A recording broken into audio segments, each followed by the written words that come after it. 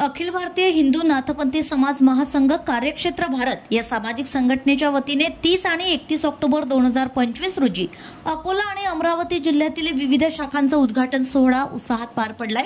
संघटनेचे संस्थापक कार्याध्यक्ष श्री मच्छिंद्र चव्हाण, सेवानिवृत्त पोलीस उपअधीक्षक यांच्या नेतृत्वाखाली हा दौरा संपन्न झालाय। अकोला जिल्ह्यात डाळंबी, अजनी, वडगाव, बार्शी टाकळी, मूर्तिजापूर तर अमरावती जिल्ह्यात दर्यापूर, भानखेडा, मालेगाव, शिंदोळा बुद्रुक येथे शाखांचं उद्घाटन करण्यात आलंय।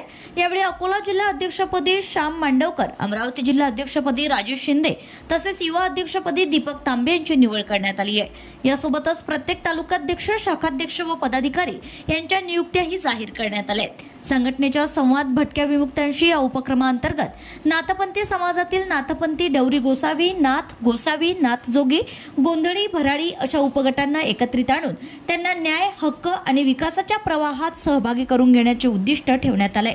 या मोहिमेअंतर्गत महाराष्ट्रभर संघटन बांधणी व आंदोलनांना गती देण्यात आली आहे। या दौऱ्यात अंबरनाथ इंगोले महासचिव, रामेश्वर वाणे मार्गदर्शक, काशीनाथ शिंदे विदर्भ अध्यक्ष, नारायण तांबे महाराज मार्गदर्शक, शाहीनाथ बाबर संघटक, मोहन आबा शिंदे पश्चिम महाराष्ट्र अध्यक्ष, संजय चव्हाण दिव्यांग अध्यक्ष, रवी चव्हाण पुणे शहर, तानाजी शिंदे डाळंबी आदींसह मोठ्या संख्येने कार्यकर्ते व भगिनींचा सहभाग होता।